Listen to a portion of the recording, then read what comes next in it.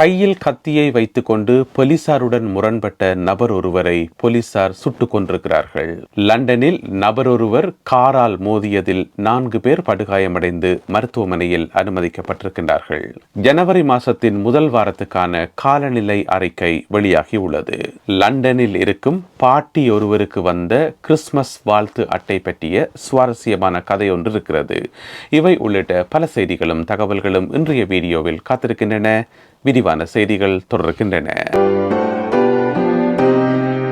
Tamizhadiyan UK YouTube சேனலுக்கு உங்கள் அனைவரையும் வருகவென அன்புடன் வரவேற்கின்றேன். பிரித்தானியாவில் வாழ்கின்ற தமிழ் மக்களுக்கு பயன்படக்கூடிய முக்கியமான தகவல்களை தாங்கி வருகிறது தமிழடியான் UK யூடியூப் சேனல். எங்களுடைய சேனலில் வெளிவருகின்ற வீடியோக்களை தொடர்ச்சியாக பார்த்து கருத்துக்களை எழுதி வருகின்ற உங்கள் எல்லோருக்கும் மிக்க நன்றி. கையில் கத்தியை வைத்துக்கொண்டு போலீசாருடன் முரண்பட்ட நபர் ஒருவரை போலீசார் சுட்டுக் கொண்டிருக்கிறார்கள். இந்த சம்பவம் எங்க நடந்திருக்குன்னு பார்த்தீங்கன்னு சொன்னா, பர்மிங்ஹாம் நகருக்கு அருகில் இருக்கக்கூடிய ரெடிட்ச் என்று சொல்லப்படுற ஒரு நகரத்தில் நடந்திருக்கிறது. நேற்று 24ஆம் தேதி பகல் 2 மணி போல போலீசாருக்கு ஒரு தகவல் கிடைச்சிருக்கேன் என்று சொன்னால், அந்த பகுதியில் இருக்கிற ஒரு வீட்டில் நபர் ஒருவர் சந்தேகத்துக்கு இடமான முறையில் கையில் கத்தியை வச்சு கொண்டிருக்கிறார் என்று சொல்லி, அப்போ போலீசார் உடனடியாக அந்த வீட்டை சுற்றி வளைத்து அந்த குறித்த நபரோட நெகோசியேட் பண்ணியிருக்கிறோம், பேச்சுவார்த்தை நடத்தியிருக்கிறோம். கத்தியை கீழே போட்டுட்டு வெளியில் வர சொல்லி, கைகளை உயர்த்தி கொண்டு வெளியில் வர சொல்லி, வளமையாக இப்படியான ஒரு சம்பவம் நடக்கும்போது போலீசார் முதல்ல பேச்சுவார்த்தையில் தான் ஈடுபடுவார்கள். கத்தியை கீழே போட்டுட்டு வெளியில் வர சொல்லி போலீசார் திரும்ப கேட்ட போதும் கூட அந்த குறிப்பிட்ட நபர் வேறே இல்லை. அப்போ போலீசாருக்கு சந்தேகம் என்னென்னு சொன்னால், அந்த வீட்டில் வேறு யாராவது இருக்கணுமா, அல்லது வேறு யாரையாவது பணிய கைதிகளாக பிடிச்சு வச்சுக்கொண்டு இவர் கத்தியை காட்டி மிரட்டுறாரா, என்ன நோக்கத்துக்காக இந்த குறிப்பிட்ட நபர் கத்தியை வச்சுக்கொண்டு அதை மிரட்டி கொண்டிருக்கிறார் என்று சொல்லி போலீஸுக்கு விளங்கல.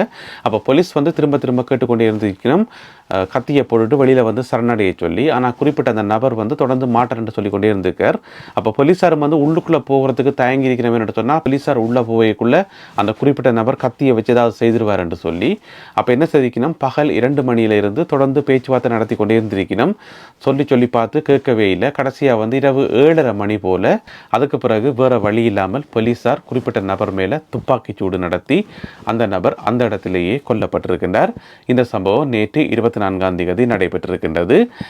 நீண்ட நேரம் பேச்சுவார்த்தை நடத்தி கூட அவர் சொல்வழி கேட்காததால் போலீசார் சுட்டிருக்கின்றார்கள். இருந்த போதிலும் கூட அந்த துப்பாக்கி சூட்டை நடத்திய போலீசார் மேலேயும் விசாரணைகள் ஆரம்பிக்கப்பட்டிருக்கிறது. அதாவது IOPC என்று சொல்லப்படுற ஒரு போலீஸ் பிரிவு, அதாவது independent office for police conduct என்று சொல்லப்படுற போலீஸினுடைய இன்னும் ஒரு பிரிவு, அவர்கள் இந்த விசாரணைகளை ஆரம்பித்திருக்கின்றார்கள்.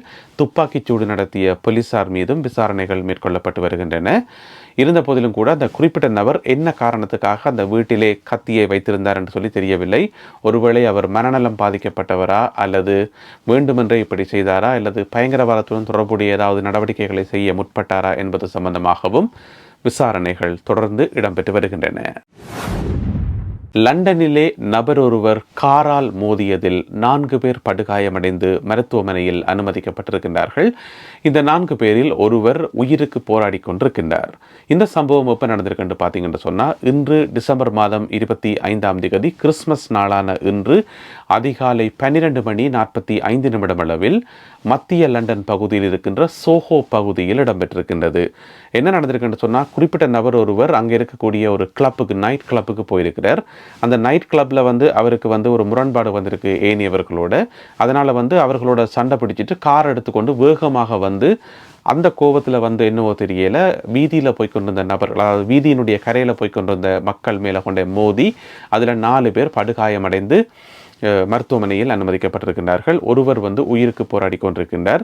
அந்த 4 பேரையும் கொல்ற நோக்கத்தோடு தான் இவர் வேகமாக காரை செலுத்தினார் என்று சொல்லி போலீசாரால் குற்றம் சாட்டப்பட்டிருக்கிறது.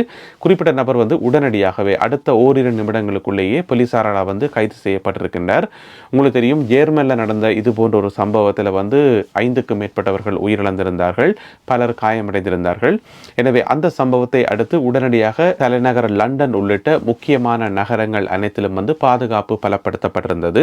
எனவே போலீசார் உச்சக்கட்ட விழிப்பு நிலையில் இருந்ததன் காரணமாக குறிப்பிட்ட நபர் உடனடியாகவே கைது செய்யப்பட்டிருக்கின்றார். இந்த சம்பவம் எந்த வகையிலும் பயங்கரவாதத்துடன் தொடர்புடைய சம்பவம் அல்ல என்பதை முதல்கட்ட விசாரணைகளின் போது போலீசார் அறிந்து கொண்டிருக்கின்றார்கள். போலீசார் தொடர்ச்சியான விசாரணைகளை மேற்கொண்டு வருகிறார்கள்.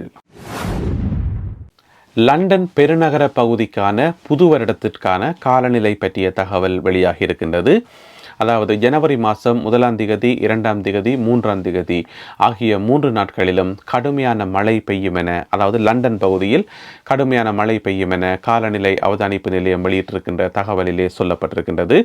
எனவே புதிய வருடத்தை லண்டன் வாழ் மக்கள் மழையுடன் வரவேற்க தயாராக வேண்டும் என இதில் குறிப்பிடப்பட்டிருக்கின்றது. அதே போல டிசம்பர் மாதம் 31ஆம் திகதியே மழை பெய்ய ஆரம்பித்து விடும் எனவும் சொல்லப்பட்டிருக்கின்றது. அதன் பின்னர் ஜனவரி 4ஆம் திகதியிலிருந்து 7ஆம் திகதி வரையான காலப்பகுதியில் ஓரளவு வெயிலான காலநிலைமை இருக்கும் எனவும் சொல்லப்படுகின்றது. எனவே லண்டன் வாழ் மக்களுக்கு புது வருடம் மழையுடன் பிறக்கின்றது. லண்டனில் வசிக்கும் 88 வயதுடைய பூட்டி ஒருவருக்கு வந்த கிறிஸ்மஸ் வாழ்த்து அட்டை பற்றிய ஒரு சுவாரஸ்யமான கதை.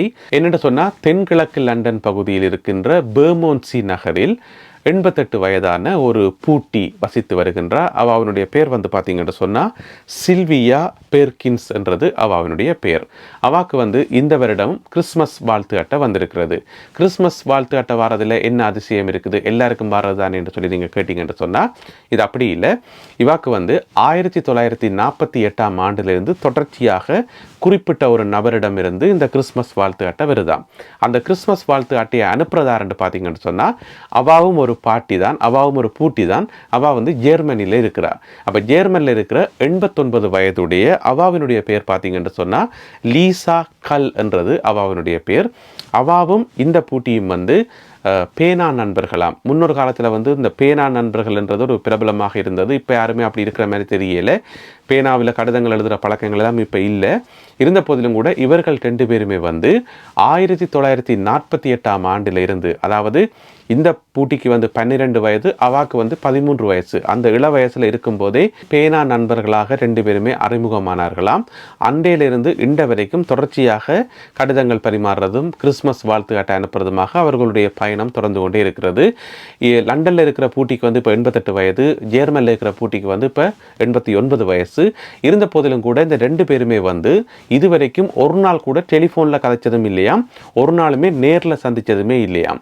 தனியாக கிறிஸ்மஸ் வாழ்த்து அட்டை அனுப்புறது அல்லது கடிதங்கள் அனுப்புறது, இப்படித்தான் அவர்களுடைய தொடர்புகள் கடந்த 76 வருஷமாக இருந்துകൊண்டே இருக்குதாம். அந்த வகையில் லண்டனில் இருக்கிற பூட்டி சில்வியா ஜெர்மனில் இருக்கிற பூட்டி லீசாக்கு கிறிஸ்மஸ் வாழ்த்து அட்டை அனுப்புறதும் அப்புறம் இவாக்கு அனுப்புறதும் என்று சொல்லி மாறி மாறி தொடர்ந்து இருக்காம்.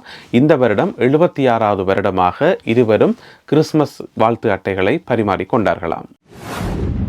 நல்லது அன்பான உறவுகளே, இத்துடன் இன்றைய செய்திகளும் தகவல்களும் நிறைவு பெறுகின்றன. இந்த செய்திகளும் தகவல்களும் உங்களுக்கு பயன்மிக்கதாக இருந்திருக்கும் என நம்புகின்றேன். அப்படி பயன்மிக்கதாக இருந்தால் இந்த வீடியோக்கு ஒரு லைக் போடுங்க. இந்த வீடியோவை உங்களுடைய உறவினர் நண்பர்களுடன் ஷேர் பண்ணுங்க. மீண்டும் மற்றொரு வீடியோவில் உங்களை சந்திக்கின்றேன். அதுவரை நன்றி, வணக்கம்.